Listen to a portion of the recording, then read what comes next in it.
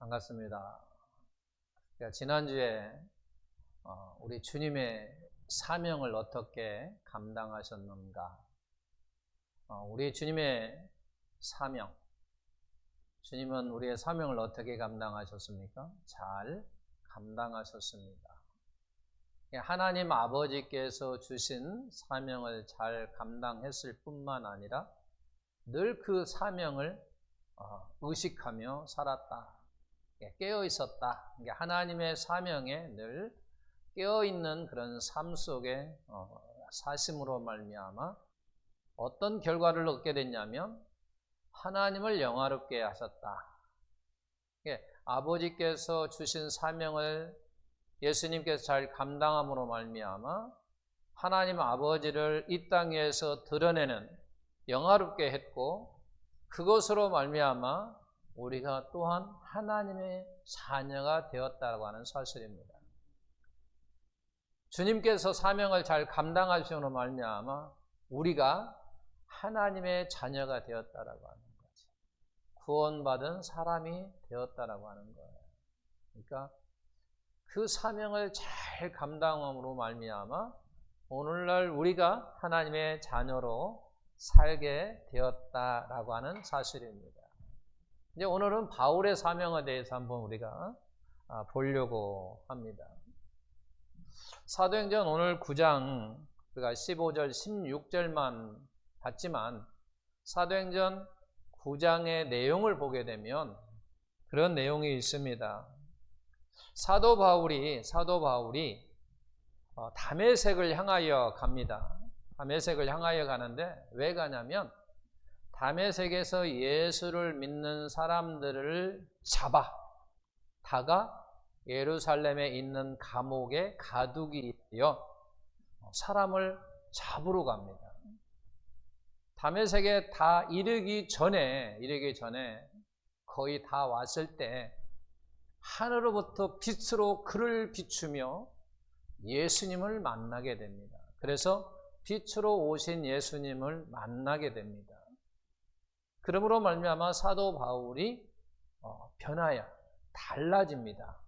그 일로 인해서 빛으로 오신 예수님을 만남으로 말미암아 그가 달라졌습니다. 변화됐습니다. 그것을 뭐라고 이야기하냐면 바울의 회심 사건이라고 우리는 이야기합니다. 무슨 사건이요? 바울의 회심 사건이다. 돌이켰다 그 말이야. 돌이켰다 그 말이야. 새로운 사람이 되는 거예요. 돌이켜가지고 새로운 사람이 되는 거예요. 우리가 죄인이 하나님의 자녀가 되는 것처럼 이렇게 회심, 돌이키는 거라는 거죠. 그러나 바울의 회심 사건인 동시에 또 어떤 사건이냐면 우리가 그걸 알아야 돼요. 바울의 회심 사건이자 동시에 또 바울이 뭐라는 사명을 알게 되는 사건이 됐다라고 하는 거죠. 무엇을 알게 되는 사건이 됐다고요? 사명. 누구의 사명? 바울의 사명. 바울이 빛으로 오신 예수님을 만남으로 말미암아 그가 회심도 됐지만 돌이켰지만 그가 또한 자기의 사명을 깨닫게 되는 그와 같은 사건이 되었다라고 하는 거예요. 그래서 그 다음에 이제 우리 주님께서 아나니아라고 하는 사람에게 하신 말씀이 오늘 아까 우리가 읽었던 말씀이에요. 우리 주님께서 누구에게? 아나니아에게 하신 말씀이 오늘 아까 읽었던 얘기예요. 여기 보면 주께서 이르시되 누구에게 이르냐면 지금 아나니아라고 하는 사람에게 주님께서 말씀을 이야기하는 거예요. 가라 너는 가라 그 말이야. 이 사람은 누구냐면 바울을 지금 가리켜요. 우리 주님께서 아나니아에게 이야기합니다. 이 사람은 바울이라고 하는 사람은 내 이름을 이방인과 임금들과 이스라엘 자손들에게 뭐하게 하여 전하게 하여 택한 나의 그릇이다 라고 하는 거죠. 택한 자다 그런 얘기예요. 내가 바울이라고 하는 사람을 택하였다라고 이야기하는 거죠. 왜 택하였다고 이야기하냐면 내 이름을 이방인과 임금들과 이스라엘 자손들에게 전하는 자로 택했다 그런 얘기예요. 선택했다 그런 얘기예요. 그러면서 또 이야기하기를 뭐라고 이야기합니까? 그가 내 이름을 위하여 얼마나 고난을 받아야 할 것을 내가 그에게 사도 바울에게 보이겠다라고 이야기를 합니다. 그러니까 바울은 다메섹 도상에서 주님을 만남으로써 자신의 사명이 무엇인가를 알게 됐어요. 사명이 뭐였어요? 이방인에게 복음을 전하는 자다. 복음을 전하는 자로 알게 됐다는 얘기예요. 또 뭘 알게 됐어요? 자신은 그거 있잖아요. 방금 읽었잖아요. 그 뭐라고 되어 있어요? 내 이름을 위하여 얼마나 고난을 받아야 할 것을 내가 그에게 보이리라라고 하니까 어떻게 보면 그에게 사명이 뭐냐면 이방인에게 복음을 전하는 것도 있자면 고난을 당하는 것도 자기는 사명이야. 왜? 주시는 거예요. 우리 주님께서 너에게 엄청난 고난을 주시겠다라고 말하는 거예요. 그래서 사실은 사도 바울은 우리가 알다시피 엄청난 고난을 당하셨거든요. 이게 사실 고난 당하는 것이 사명이라고 말하기는 그렇지만 그러나 본문 말씀을 보게 되니까 그에게 복음을 전하는 자로 택함을 받았을 뿐만 아니라 내가 그에게 또 보일 것이 있는데 뭐냐면 그가 얼마나 많은 고난을 받을 것인가를 내가 보이겠다라고 하는 얘기는 그는 받겠다라고 하는 거죠. 주는 거예요. 엄청난 고난을 그는 받았다라고 하는 거예요.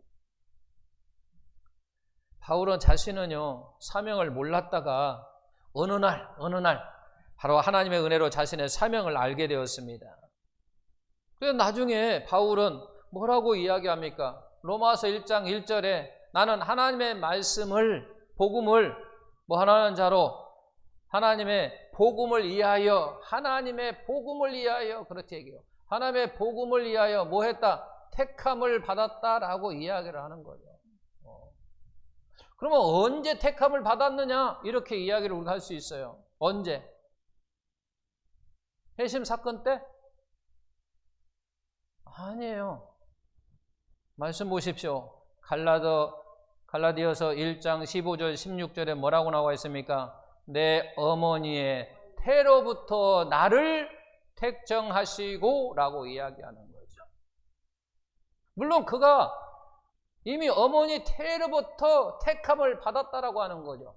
로마서 1장 1절에 말씀하시는 것처럼 하나님의 복음을 위하여 내가 택함을 받았는데 하나님의 복음을 위하여 택함을 받았는데 그 선택을 하나님으로부터 선택을 받은 것이 언제냐면 어머니 태에 있을 때라고 하는 거죠. 어머니 태에 있을 때. 태어나기도 전에 이미 받았다라는 거예요. 태어나기 전에. 이 사람은 태어나기도 전에 뭐 하려고 하나님의 복음을 전한 자로 택함을 받았다라고 하는 얘기예요. 그러면서 16절에도 그러잖아요. 그의 아들을 예수를 이방에 전하기 위하여 그렇게 이야기해요. 전하기 위하여 내가 어머니 태로부터 이방인에게 복음을 전하기 위하여 내가 그를 택정하셨다, 선택했다라고 하는 거죠. 선택했다라고 이야기를 하는 거죠. 이 말씀 가운데 우리는 가만히 보게 되면 무엇을 또 우리가 생각할 수 있냐면 그런 것을 생각할 수 있는 거예요. 모든 사람은 사명을 가지고 태어난다고 하는 사실을 우리가 알 수가 있어요. 왜? 여기 보니까 사도 바울이 어머니 태에서부터 사명을 가지고 태어났다라고 하는 거죠. 물론 그 사명은 사도 바울의 사명과 나의 사명과 물론 다를 수 있어요. 그러지만 우리는 사명을 가지고 우리는 태어난다고 하는 사실입니다. 그리고 그 사명을 우리가 몰랐어요. 처음에는 모릅니다. 그러죠? 몰랐다가 어느 날 우리가 알게 되는 거예요. 우리가 어머니 뱃속에 딱 태어날 때보다 나의 사명은 뭐다 이렇게 아는 게 아니라 모르는 거예요. 모르고 우리가 쭉 자라다가 어느 날 우리가 그걸 알게 되는 거예요. 그러면서 우리는 그 알게 되기까지, 그리고 그 사명을 알고 사명에 순종하기까지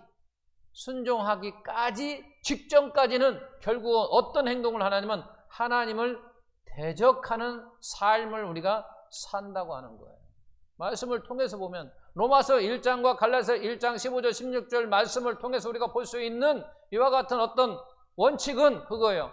모든 사람은 사명을 가지고 태어난다라고 하는 거죠. 그런데 그 사명을 우리가 태어날 때부터 아느냐? 그게 아니라 몰랐다가 어느 날 하나님의 은혜로 우리가 그것을 알게 된다라고 하는 거죠. 그 알게 된 그 순간까지 우리는 어떤 삶을 사느냐? 결국은 하나님을 대적하는 삶을 산다라고 하는 거예요. 언제까지? 내가 그 사명을 알고 순종하기 전까지. 그러니까 순종하기 전까지는 내가 하나님께 대적한다고 하는 거죠.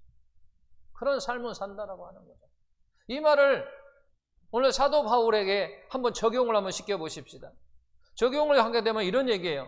바울은 창세 전에 어머니 태로부터 이방인에게 복음을 전할 사명을 가지고 태어났지만 다메섹에서 주님을 만나기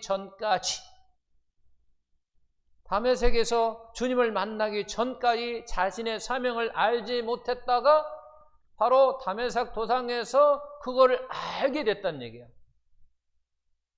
사도 바울은요, 주님을 만나기 전, 다메섹에서 주님을 만나기 전까지도요, 하나님을 잘 믿었던 사람이에요. 하나님을 잘 믿었던 사람이에요.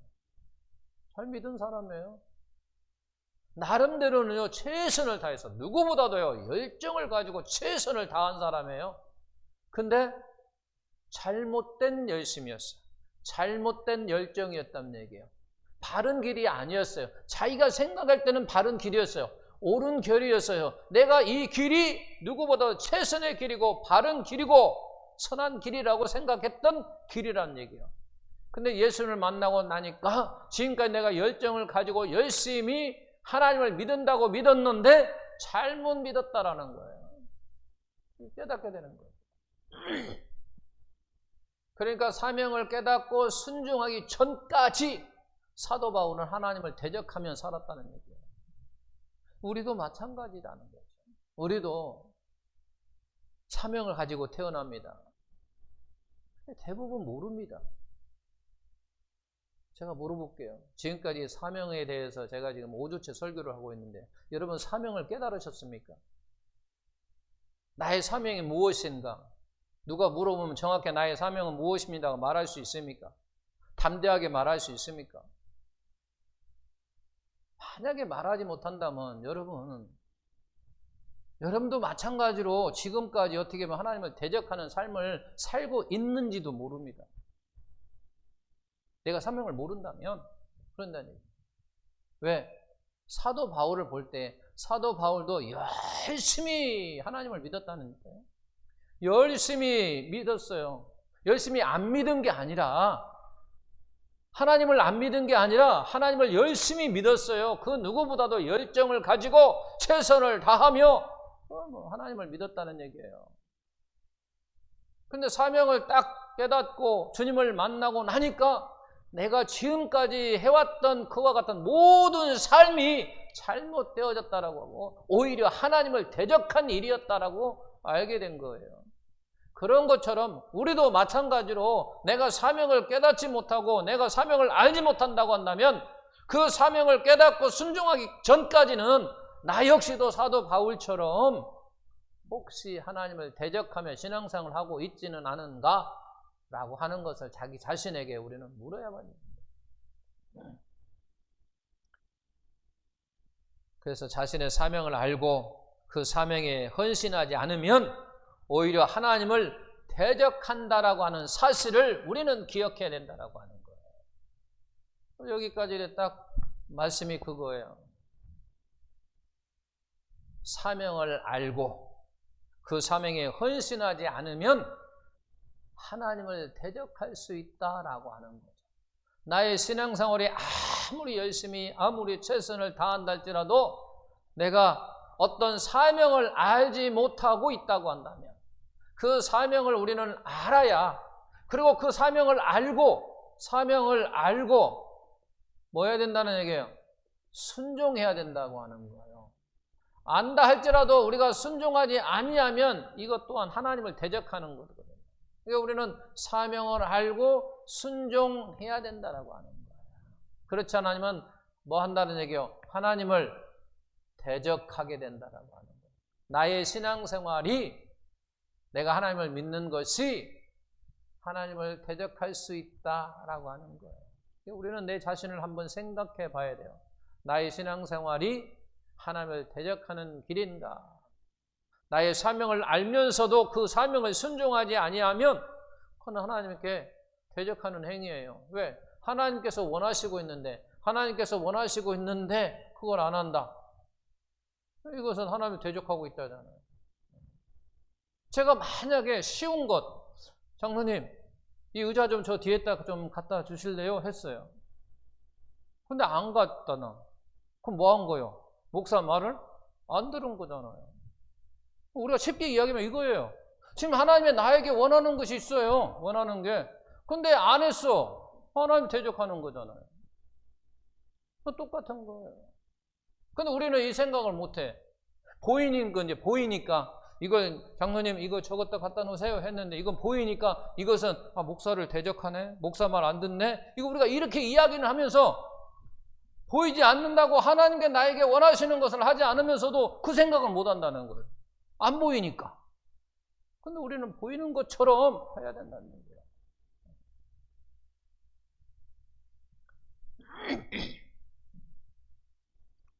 우리는 어떤 한 사람이, 그러므로 말미암아 우리 중에 어떤 한 사람이 사명을 알고 헌신할 때, 순종할 때 어떤 결과가 나올까? 한번 이것을 바울을 통해서 한번 볼 거예요. 한 사람, 그 한 사람이 내가 될 수 있어요. 내가. 그러니까 나에게 하나님께서 사명을 주시님으로 말미암아 내가 그 사명을 헌신할 때, 그 사명을 충실히 행할 때 어떤 결과로 이어지느냐라고 하는 얘기예요. 우리가 아까 읽지 않았던 말씀이 사도행전 20장 내용에 보게 되면 이것은 바울이 밀레도에서 에베소 교회 장로들에게 한 고백입니다. 에베소 교회 장로들에게 고백한 말씀이 사도행전 20장 23절 24절 다 같이 오직 성령이 각 성에서 내게 증언하며 결박과 환난이 나를 기다린다 하시나 내가 달려갈 길과 주 예수께 받은 사명 곧 하나님의 은혜의 복음을 증언하는 일을 마치려 하면은 나의 생명조차 조금도 귀한 것으로 여기지 아니하니라. 이게 무슨 말씀이냐면 오직 성령이 각 성에서 여러 성에서 사도 바울이 여러 성을 들를 때마다 하는 말이 무슨 이야기였냐면 사도 바울님 예루살렘에 가게 되면 당신은 결박당할 뿐만 아니라 또한 환난이 당할 뿐만 아니라 죽을 각오요, 죽을 수도 있어요 라고 하는 이야기를 이 성에서 저 성에서 가는 곳곳마다 사도 바울에게 이야기하는 거예요. 지금 사도 바울이 전도 여행을 통해서 지금 에베소 밀레도를 통해서 지금 예루살렘으로 가려고 하거든요. 예루살렘에 가려고 하는데 각 성을 통해서 그 이곳에 있는 데서 빌립보 지역에서 빌립보의 그 집사의 처녀들이 애원하는 자들인데 그가도 그 이야기예요. 바울 당신이 예루살렘에 가면 고난 받는다는 얘기예요. 그러니까 가지 마세요 가는 얘기예요. 그러니까 각 성에서 내게 증언하여 여러 사람이 내게 지금 말해주기를 뭐라고 이야기하면 그렇게 이야기하네요. 결박과 환난이 나를 기다린다. 어디서? 예루살렘이라고 하는 곳에서 당신의 결박과 환난이 기다린다는 얘기예요. 이게 어려움이 있다라고 하는 거예요. 그 이야기를 지금 하고 있는 거예요. 그러니까 결국 무슨 생기냐면 바울은 예루살렘에 가면 자기 자신에게 어떤 일이 일어날 것을 알고 있었어요. 왜냐하면 여러 사람들이 자기에게 이야기를 해주니까 알았어요. 당신이 저곳에 가면 고난이 있을 것입니다 라고 이야기를 해줬기 때문에 알았다는 얘기예요. 그럼에도 불구하고 바울은 뭐라고 이야기를 하냐면 예루살렘을 향해 간 것은 죽음을 향해 결국은 간 것을 우리가 알 수가 있어요. 고난이 있다는 걸 알고 가기 때문에 그런 고난을 향해 가는 거예요. 그곳이 지금 죽음이라고 하는 것, 그것이 환난, 어떤 결박되는 것을 알고 간다면 나는 가서 결박 당하겠다 하고 지금 가는 거예요. 그곳에 죽음이 있다고 하면 그걸 향해 간다면 나는 죽겠다라고 하는 생각을 가지고 지금 가고 있다라고 하는 거예요.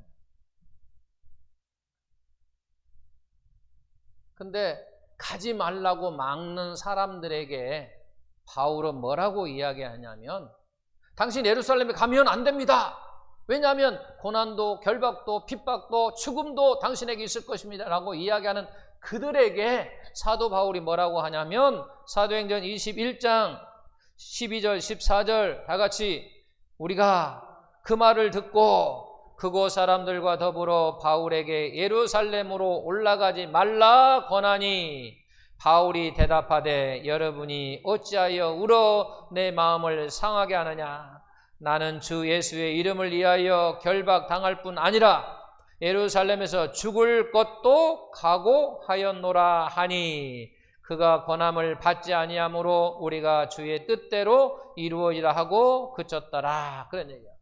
그러니까 가지 말라고 계속 이야기하지만 사도 바울은 내가 결박당하도 나는 죽어도 가겠다라고 이야기하니까 이제 사람들이 더 이상 권면하지 아니하고 주님의 은혜대로 될지어다. 그런 얘기예요. 주님 뜻대로 되십시오. 이제 우리는 할 바 다 했습니다. 내가 할 바는 다 했다는 얘기예요. 나 저 사람에게 권면도 했어요. 가지 말라고 이야기를 했어요. 근데 저가 듣지 않았어요. 그러니까 이제는 하나님의 뜻대로 하십시오. 그런 얘기예요. 근데 우리는 여기서 한번 생각해 보겠습니다. 사도 바울은 분명히 예루살렘에 가면 그의 결박당할 줄도 알았어요. 죽을 수 있다라고 하는 것도 알았어요. 그럼에도 불구하고 어디를 향해 갔습니까? 그는 예루살렘을 향해서 갔어요. 그죠?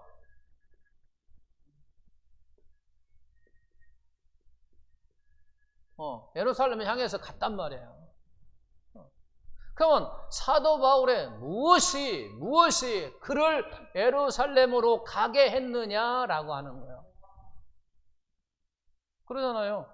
저것이 고난이 있어요. 죽음이 있을 수도 있어요. 근데 저곳을 향해서 지금 가고 있다라고 하는 거죠. 이렇게 사도 바울을 저곳으로 가게 만들었던 것이 뭐냐 그 말이야. 만들었던 것이. 우리는 그걸 알아야 된다는 얘기예요. 왜 그걸 우리가 알아야 됩니까? 그 시대에 사도 바울은 그것이 있었기 때문에 갔습니다. 그러면 이 말씀을 남겼던 건 뭐냐면 너희도 이와 같이 사도 바울이 가지고 있었던 것을 너희가 가짐으로 말미암아 오늘 이 시대에 너희가 누가 되어야 되냐면 바울이 되어야 된다 그런 얘기를 하고 있는 거예요. 그냥 옛날 이야기 한 게 아니에요. 내가 무엇을 가지고 예루살렘에 나는 갈 수 있었어. 그러면 너도 내가 가지고 있는 걸 너도 가져가. 그러면 너도 고난이 있으나 핍박이 있으나 어려움이 있으나 환경이 달라진다 할지라도 너는 그곳에 갈 수 있어. 그런 얘기를 하고 있는 거예요. 이 시대의 바울이라는 얘기예요. 그걸 알아야 된다는, 그래서 알아야 된다는 얘기죠. 그게 없으면 우리는 갈 수 없어요. 사도 바울이 무엇이 예루살렘을 향해 가게 했던가라고 하는 거예요. 그것이 무엇이었을까요?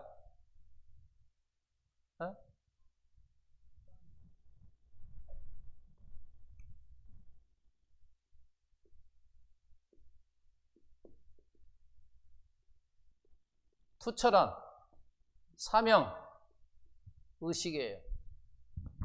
투철한 사명 의식이 그를 그곳을 향하여 가게 만들었다라고 하는 거예요. 이야기를 좀 더 쉽게 이야기하면 그런 얘기예요. 직장인이 매일 직장에 가요. 왜 그곳을 향하여 갑니까? 직장을 왜 매일 아침마다 가냐고. 에? 뭔 사명이야? 사명은 돈 받으러 가지. 돈 주니까 가지. 돈 주니까 가지요. 돈 주니까. 돈 안 주면 갑니까? 돈 주는 거야. 돈 주니까 가는 거예요. 그리고 사명은 내가 이제 돈을 가지고 무엇인가를 하는 것이고, 내가 직장에 가는 것은 돈을 주니까 가는 거예요. 사명만 가지고 가는 게 아니라 돈을 주기 때문에 가는 거예요. 돈 안 주면 안 가요. 그죠? 사명이 있다고 해서 여러분 갑니까? 직장? 안 가요. 돈 주니까 가는 거예요. 돈 주니까. 내가 저곳에 왜 가냐? 돈 주니까 간다 그 말이야. 근데 사도 바울은 저 예루살렘을 왜 가느냐? 라고 하니까 사명 자기는 의식이 있다. 투철해요. 사명 의식이. 투철하니 간다요. 우리가 이 세상을 살아갈 때요. 담대할 수 있는 비결이 있습니다. 담대할 수 있는 비결. 두 가지. 우리가 세상을 사람들아서 늘 담대할 수 있어요. 담대할 수 있는 비결이 있어요. 뭐라고 생각해요, 여러분? 목숨을 걸면요, 담대합니다. 그러죠? 목숨을 걸면요, 어디 가서 뭐 하지 않아요. 그냥 뭐 가는 거예요. 담대해지는 거예요. 목숨 내놓고 가보십시오. 어디를 못 가겠습니까? 담대해지는 거예요. 목숨 딱 걸면. 또 한 가지 있어요. 이것은 여러분들 뭐 알 것이지만 두 번째 또 있어요.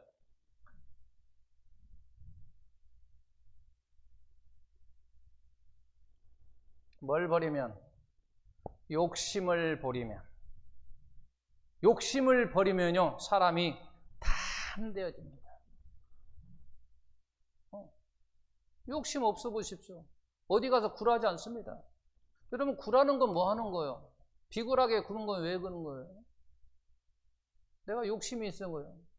직장인들 왜 비굴하게 굴냐면 승진하려고 비굴하게 구는 거예요. 손 왜 빕니까? 승진하려고, 좀 잘하려고. 근데 내가 승진에 욕심이 없어요.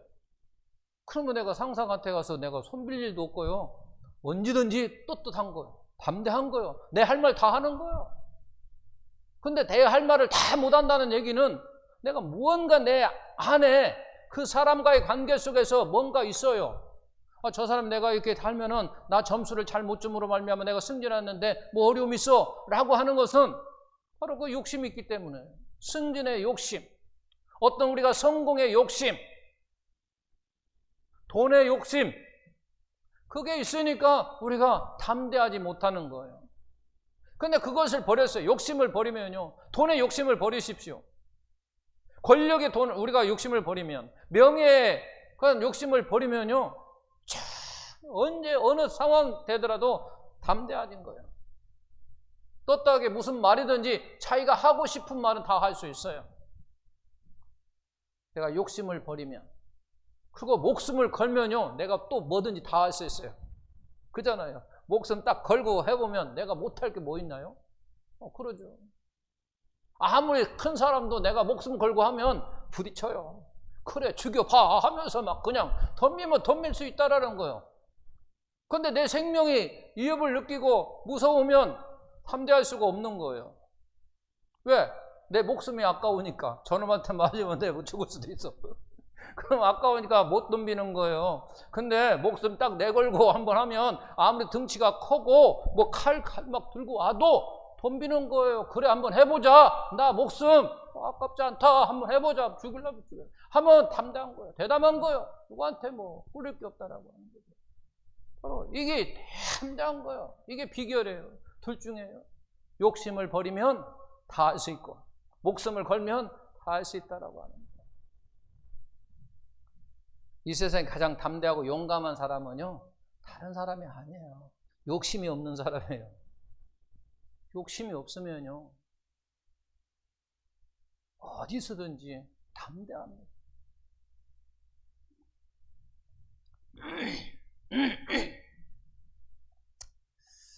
자, 사도 바울이 예루살렘에 갈 수 있었던 것은 투철한 사명의식, 사명이 있었기 때문에 갈 수 있었더라고요. 그러면 사명이 뭐였느냐는 얘기죠. 사명이. 그 사명이 무엇이었느냐라고 보니까 20절, 사도행전 20장 24절 보니까 우리 다 같이 빨간 글씨 되어 있는 거 있죠? 내가 달려갈 길과 주 예수께 받은 사명, 곧 하나님의 은혜의 복음을 증언하는 일을 마치려 하면은 나의 생명조차 조금도 귀한 것을 여기지 아니하느라. 이 말씀을 통해서 사도 바울의 사명이라고 하는 건 뭐냐면 하나님께서 나에게 주신 것이요, 나를 기준으로 할 때는 내가 받은 것이요, 또 사명이라는 건 뭐냐, 하나님께 나를 통해서 이루고자 하시는 것입니다. 그리고 아주 중요한 것, 사도 바울은요, 사명이라고 하는 것이 생명보다 더 귀하다라고 고백합니다. 사명이라고 하는 것은 하나님께서 받은 일이거든요. 나를 통해서 이루고자 하시는 일이거든요. 근데 사도 바울은 그 사명이라고 하는 것이 생명보다도 더 중요하다라고 그렇게 고백하고 있다라고 하는 거예요. 우리는 보통 이런 생각을 많이 해요. 무엇이든지 생명이 있어야 한다라고 생각해요. 그죠?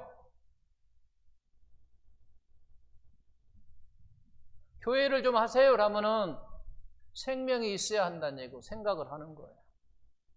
우리가 무엇을 하든지 생명이 있어야 하지, 그런 생각을 많이 하고 우리가 살아온다.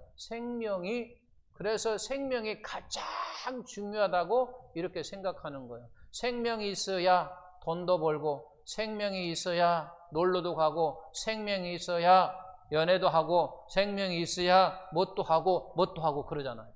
그죠? 생명이 있어야. 근데 사도 바울은 그렇게 말하지 않았어요. 그렇게 말하지 않냐고. 사명이 있어야 생명이 있다, 이렇게 이야기를 하는 거죠. 사명이 있어야 생명도 돈도 필요하다, 그렇게 이야기했어요. 이렇게 말하니까 누구 생각나지 않나요?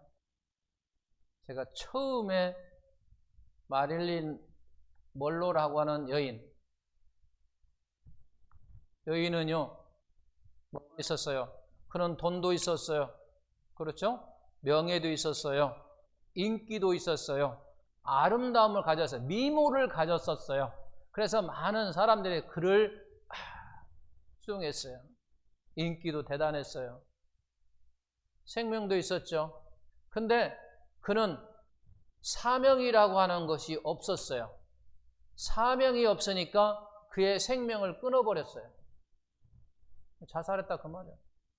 아무리 자기가 돈이 많고 미모를 가졌고 젊음을 가졌고 그렇음에도 불구하고 그는 생명을 끊어버렸어요.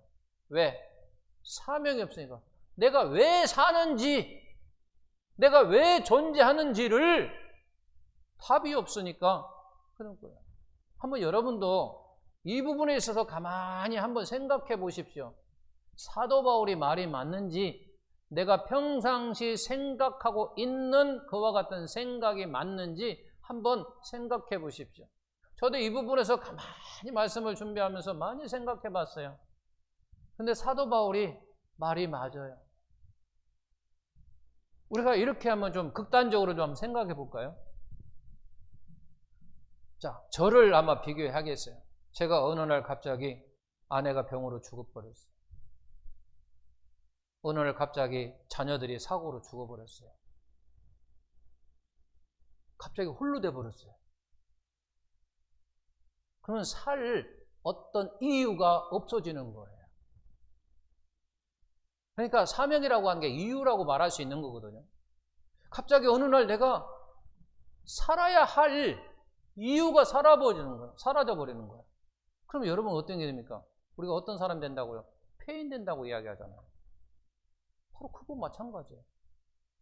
나에게 살 소망이 없고 어떤 꿈이 없어지면요, 생명이 가지고 있는 자체가 귀찮은 거예요. 생명 붙어 있는 자체가 괴로운 거예요. 고통인 거예요. 가만히 생각해 보면요, 그렇더라는 거예요. 이놈의 생명 확 끊어버렸으면, 근데 가지고는 있으니까 고통 속에 사는 거예요. 하루하루가 정말로 이 생명이 없었으면 좋겠는데 생명이 붙어 있으니까 그냥 날마다 그냥 그런 거예요. 가만히 생각해보면, 야, 사도 바울이 그렇구나. 생명보다 더 중요한 것이 우리가 살아갈 이유구나. 내 아들이 있고, 내 자녀들이 있고, 내가 사랑하는 아내가 있고, 내 자녀들이 있고 하면은 내가 살아갈 이유가 있다는 얘기예요. 내가 열심히 힘들게 돈 버는 이유도 뭐냐면, 결국은 무슨 이유냐면, 내 자녀들에게 무엇인가 조금이나마 무엇인가 해주고 싶어서 그게 이유거든요. 내가 돈 버는 이유가 뭐냐면 그거예요. 내 자녀에게 조금이라도 좀 더 나은 삶 속에서 해준다면, 그런 이유가 우리가 있음으로 말미암아 살아가는데, 만약에 제가 조금 전에 이야기했다시피 하나씩 끊어지고 또 두씩 끊어지고 어느 날 또 이것도 끊어지고 저것도 끊어진다고 한다면 사람이 말이에요, 살 의욕이 없어져 버리는 거예요. 살 의욕이 생기지 않으면요, 완전 폐인되는 거죠. 폐인되는 거예요. 그러니까 이것도 알고, 그러니까 아침에 일어나는 그 자체가 고통인 거예요. 일어나는 고통. 사도 바울은 결국은 생명과 돈이 사명을 위한 수단이 되는 거예요. 수단이. 근데 그러지 아니하고 사명을 목적으로 살지 아니하는 사람들은 그냥 돈이 목적이 되는 거예요. 그러면 이와 같은 것이 차이가 어마어마하게 나요. 사명을 갖고 목적으로 사는 사람과 그렇지 않은 사람하고 삶 자체는 처음에는 별 차이가 없을 것 같지만요, 나중에는요 어마어마한 그러한 차이가 난다라고 하는 거예요. 왜? 시간이 흐르면 흐를수록 어떤 차이가 나냐면, 자, 하나님의 생명을, 사명을 가지고 살아가는 사람은 어떻게 보면 점점 시간이 가면 갈수록 주님을 닮아가요. 그 같은 사명, 목적이 있으니까 점점 주님을 닮아간단 말이에요. 그러면 많은 사람들로 한번 생각해 보죠. 정말로 예수다운 그와 같은 신앙생활을 하는 사람은 모든 사람으로부터 존경받을 수밖에 없는 거예요. 그런데 그렇지 아니하고 다른 목적이 돈이라든지 이 사람은 주님과 전혀 상관없는 삶 속에 살아가니까 주님을 닮을 수가 없는 거예요. 그러면 영적으로 보면요, 어마어마한 그 같은 차이가 나는 거예요. 자, 시간이 됐으니까 이제 끝에 가면 이야기하겠습니다. 그래서 바울은 어떤 사람이었냐면 사명을 목적으로 살았던 사람이다라고 하는 얘기예요. 왜? 자기 목숨까지도 걸었던 사람이니까 그는 사명을 가지고 살았던 사람이다라고 우리는 말할 수 있다, 그 말이에요. 그가 사명을 감당하는 일이라면 자기 생명조차도 조금도 귀한 것으로 여기지 않겠다고 그의 고백을 통해서 보면 그는 사명을 목적으로 살았던 사람이다라고 하는 거죠. 그렇게 사명을 목적으로 살았던 그 사람, 그래서 사명을 헌신으로 순종으로 잘 감당하니까 어떤 결과가 나왔느냐라고 할 때 바로 기독교 역사상 예수님 다음으로 영향을 끼친 사람이 되었다라고 하는 거예요. 이게 기독교 역사상 많은 영향을 끼친 사람 중에 한 사람이 됐는데 왜 그렇게 되었느냐라고 이야기할 때 그는 사명을 목적으로 살았기 때문에 그와 같은 결과가 토래됐다는 얘기죠. 자, 제가 서두에 예수님이 사명을 감당함으로 말미암아 우리가 하나님의 자녀, 즉 죄의 문제를 해결받았습니다. 우리 주님께서 사명을 감당함으로, 순종함으로 우리가 죄의 문제를 해결받았다는 거죠. 사도 바울이 사명을 목적으로 살고 그러므로 말미암아 헌신했기 때문에 오늘날 우리가 하나님의 자녀다운 삶을 살기 위한 그와 같은 내용들이 기록되어 있다라고 하는 거죠.